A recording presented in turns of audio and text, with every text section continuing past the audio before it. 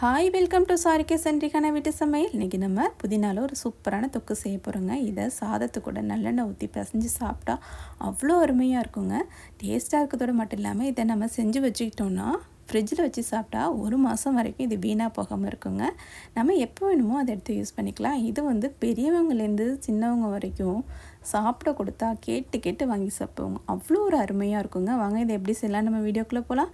வீடியோக்குள்ளே போகிறதுக்கு முன்னாடி நம்ம சேனல் ப்ளீஸ் சப்ஸ்கிரைப் பண்ணிக்கோங்க. 2 ஸ்பூன் மல்லி எடுத்துக்கலாங்க, முழு மல்லிங்க.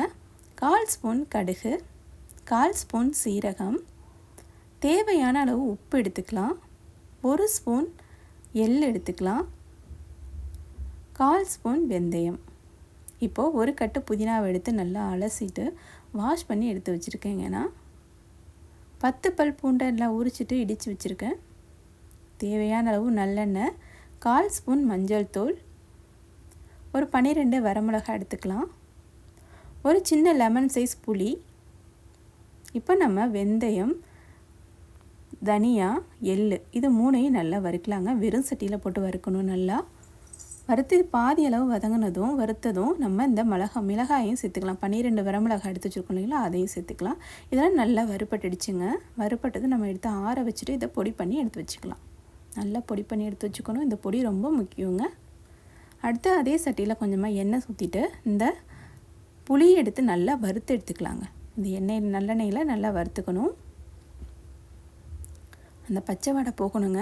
நல்லா வறுத்தாச்சு, அது தனியாக எடுத்து வச்சாச்சு. இப்போது அதே சட்டியில் கொஞ்சம் எண்ணெய் ஊற்றிட்டு திரும்ப நல்லெண்ணெய் ஊற்றி இந்த புதினாவை நல்லா வறுத்து எடுக்கணுங்க. அந்த புதினாவில் உள்ள தண்ணி சத்தெல்லாம் நல்லா வற்றணும். அந்த வரையும் நல்லா வதக்கி கொடுக்கலாங்க. இப்போ நல்லா வதக்கியாச்சு. இதை தனியாக ஒரு பாத்திரத்தில் எடுத்து வச்சுக்கலாம்.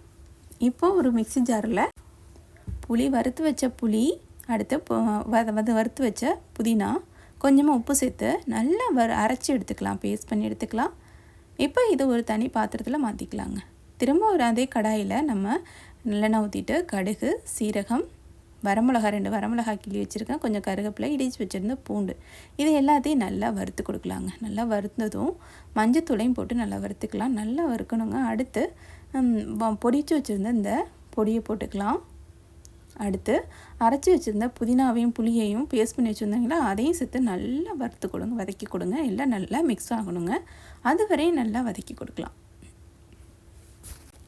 நல்லா வறுத்திட்டு இருக்கும்போதே இதுக்கு தேவையான உப்பு சேர்த்து நல்லா கலந்து கொடுக்கலாங்க. உப்பு பார்த்துக்கோங்க. உப்பு உங்களுக்கு கூட குறைச்சா நீங்கள் சேர்த்துக்கோங்க. திரும்ப நல்லெண்ணெய் சேர்த்து நல்லா மிக்ஸ் பண்ணி கொடுங்க. தண்ணியே சேர்க்கக்கூடாது. நம்ம பார்த்தீங்களா, அதில் தண்ணியே சேர்க்கலைங்க. இந்த முறையில் செஞ்சிங்கன்னா நீங்கள் ஒரு மாதம் வரைக்கும் ஃப்ரிட்ஜில் வச்சு ஸ்டோர் பண்ணி வச்சுருந்தீங்கன்னா நல்லா வீணாக போகாமல் இருக்கும். நம்ம எப்போ வேணுமோ அதை எடுத்து சாதத்தில் மிக்ஸ் பண்ணி சாப்பிட்லாம். தோசைக்கு, இட்லிக்கு இதுக்கும் வச்சு சாப்பிட்லாங்க. சூப்பராக இருக்கும். அவ்வளோ டேஸ்ட்டாக இருக்குங்க. இதுக்கு நம்ம சைடிஷ் எதுவுமே தேவையில்லைங்க. கொஞ்சம் அப்பளம் மட்டும் பொரித்து வச்சுக்கோங்க. சூப்பராக சாப்பிட்லாங்க. பாருங்கள், என் பையன் வந்தாங்க. என் பையன் சூப்பராக இருக்குன்னு சொன்னால், என் பொண்ணும் சூப்பராக சாப்பிட்டாங்க. சூப்பராக இருக்குன்னு சொன்னால் இன்றைக்கி செம்ம டேஸ்ட்டாக இருக்குன்னு சொல்லிட்டு 2 பேரும் சூப்பராக சாப்பிட்டாங்கங்க. எப்போவுமே சரி இந்த புதினா தொக்கு செஞ்சாங்கன்னா சூப்பராக சாப்பிடுவாங்க. நீங்களும் வீட்டில் இதை ட்ரை பண்ணி பாருங்கள்.